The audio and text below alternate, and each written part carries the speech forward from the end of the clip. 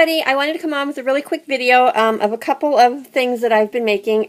Really been tied up with my chocolate, and I wanted to share a couple of things with you guys real quick because I'm going to be taking some of these chocolate goodies with me tonight to my Zumba class. And I showed you a couple videos back, these little glassine bags that I was making, and I finished them all up and filled them up with just small goodies.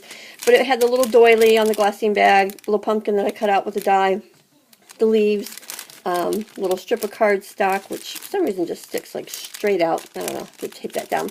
But anyways, so these were the little bags that I made, and then I just put a chocolate covered pretzel in here with some toffee on it, and you can probably see there's an Oreo in here, a chocolate covered Oreo. So that's the bags I'm going to take with me for the ladies that I do Zumba with.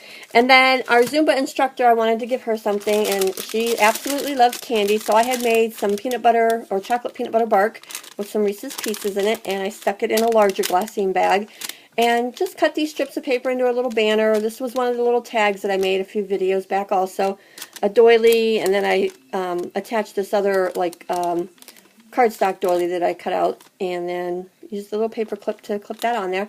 So that's the little treat bag that I was going to give her, along with, I wanted to share with you guys, a chocolate covered caramel apples that I make. So I sell lots of these this time of year. Like I said, I'm very fortunate to live right down the street from an apple orchard.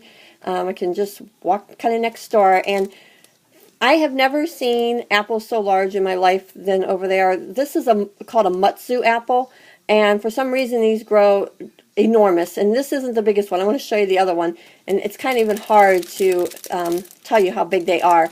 But anyways, this is just chocolate covered apple, caramel apple, little Halloween tag that I made. I tied it off with some tulle and some curly ribbon to make it look festive for Halloween.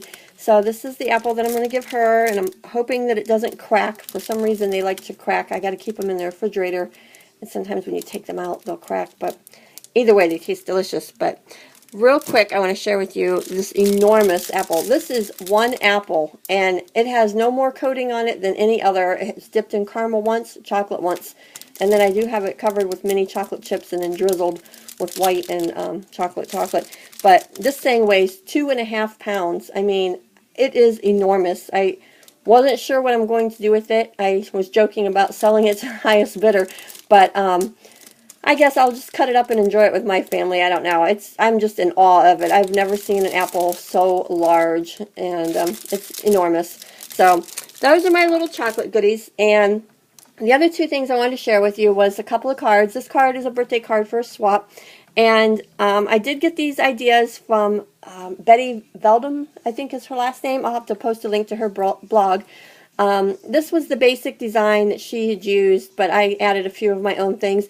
So this stamp is from Paper Tray Ink, and this is a die, and it cuts out the little like instant camera, and then you can pull this little thing out, and you can stamp whatever you would like to say on that. So this just says, "Say cheese and eat cake," and I pushed that back in there, and I just kind of wasn't sure what I wanted to do with it. I'm still not, it's growing on me. For some reason it just kind of looked like a hot mess to me, but you know, I'm just going to send it off because it is what it is. But I used one of my little dies to cut out these little reading glasses. This is just a sticker from one of my label sticker sheets. A little doily, and then this tiny little circle stamp right here. It says happy birthday, and then I stamped in the little present on the inside. That came from My Creative Time, and that was one of their new releases, a postcard add-on stamp, I think it's called. And then I had taken my film strip stamp, and I stamped it on with Stays-On ink onto acetate and made a strip of film strip and just attached it in behind here.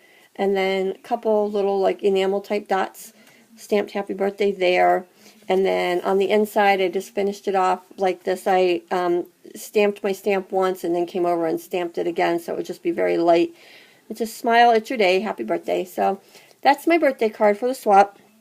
And then the other card I made was also from Betty's blog. I absolutely loved it. Hers went this way, and I messed up on my snowflakes, so it ended up going this way. And I thought I might use this for my Christmas card. I still may, but it was a little bit time-consuming, more than I wanted to. But maybe now that I got the first one down, it wouldn't be so bad. But I just embossed this with one of my embossing folders. It looks like the wood grain. And then this is a piece of vellum that I stamped Dashing Through the Snow. And this is a Paper Tray Ink die and stamp set that I had just gotten. And so it's all raised up on some foam dots.